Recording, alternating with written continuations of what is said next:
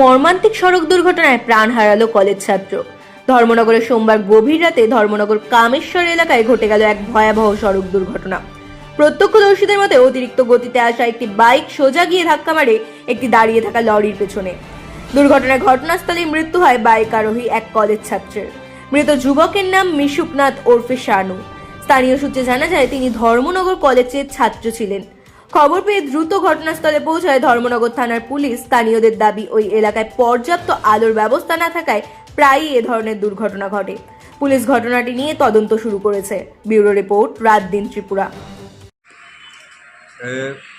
গতকালকে মধ্যরাত্রে আনুমানিক 1:05 হঠাৎ করে আমাদের কন্ট্রোল রুম থেকে একটা কল আসে।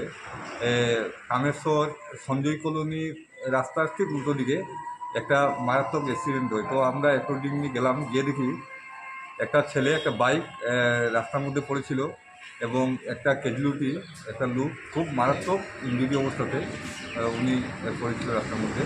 তো ওখানে বিএ স্টাফও ছিলেন, আমাদের থানার ম্যাডাম ছিলেন ওখানে। তো আমরা গেলাম, ক্যাজুয়ালিটি রেস্কিউ করলাম এবং ধর্মনগর হসপিটালে শিফট করে দিলাম।